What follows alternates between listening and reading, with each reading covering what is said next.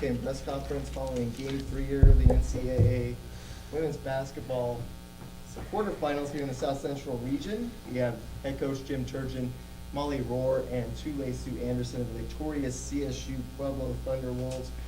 Coach, we'll start with an opening comments from you. Well, I thought it was a really good college basketball game. It's hard to believe they've only won 16 games because I think they're pretty darn good. Really proud of our team because we haven't been playing very well. That's probably the best we've looked in at least 3 weeks, maybe a month. I thought our team really played smart most of the time, and in big games you got to do that. And I'm really proud of our group, and it was just a good college basketball game. We'll now open it up for questions for Molly T and Coach Turgeon. Molly and T both setting single-season records here tonight. Molly for block shots, T for three-pointers tonight.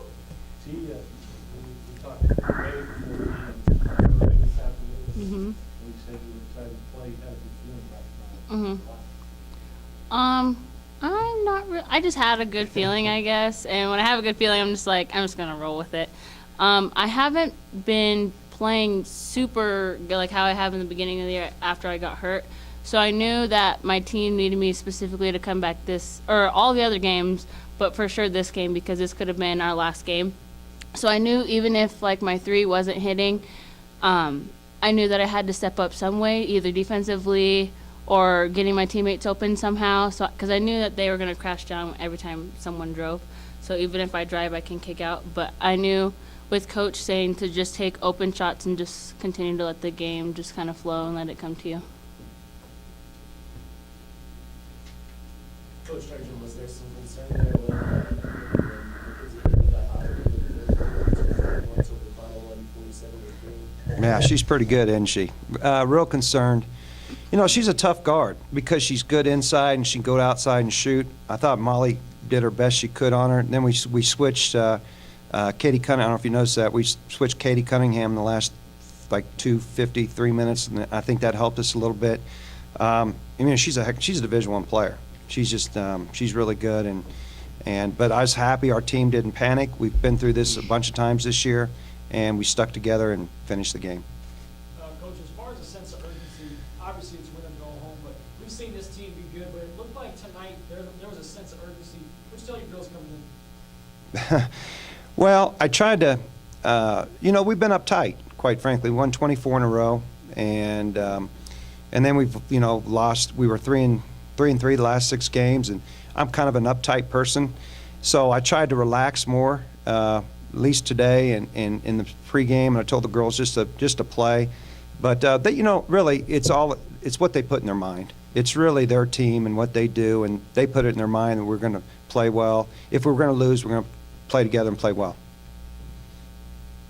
Molly, you set the career block shots record. Single-season block shots record. Can you talk about what that means for you? It's a big honor. I just do whatever I can to help on defense, and if someone gets beat on the drive, just to be there and help. And Lauren Hine did a great job too tonight on that. So I just think that we were working together really well on defense and just trying to make it happen.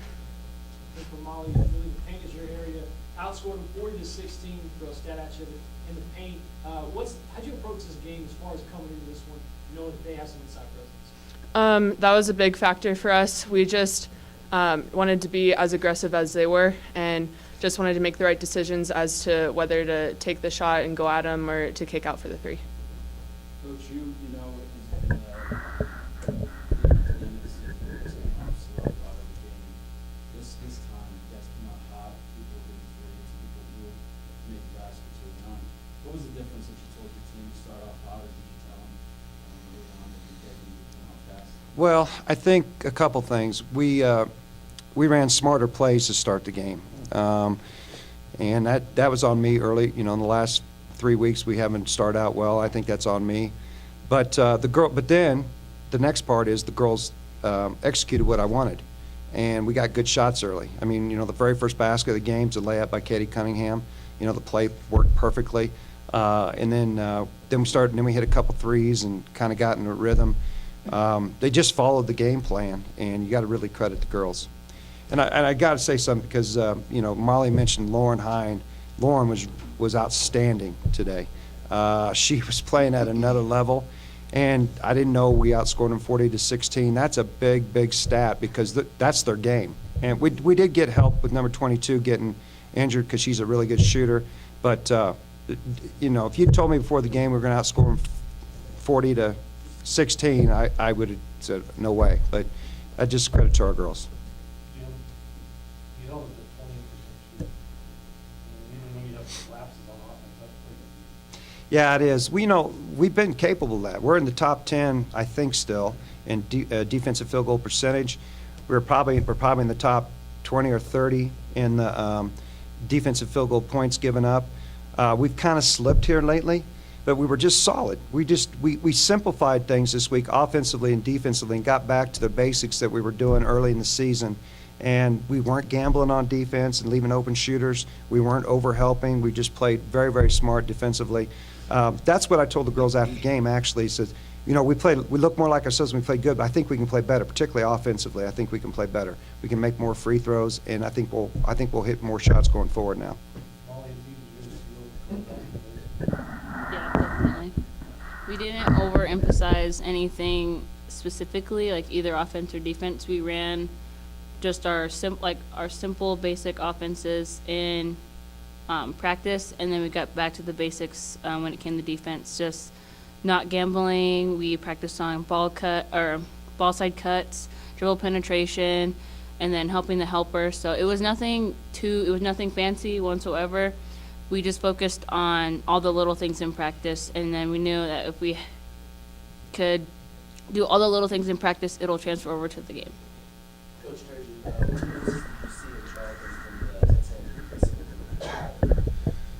Well, their execution on offense is better, and yeah, I say that. I'm watching film. You know, they're at their tournament. You know, the tournament that they just made in the Lone Star Championship. They were running their offense a whole lot better than they were early in the year. And then number 41, she's, you know, I don't know. I think she had like 6-8 points against us last time, and I knew it was going to be harder to guard her this time. She was outstanding, just like I thought she would. So that's the biggest difference. I thought they knew their roles better, and number 41 was just outstanding. You had there's no players in the split money this time. We talked earlier in the season about how deep your bench was. Maddie came out strong about the third, fourth quarter. She was just the ball up. Lauren came out strong all game long. That's what else earlier on. Going into this part of the tournament, what do you tell your team? And what do you tell people on the bench that they got to do? If you have a night like this where people aren't in the 20s. Yeah.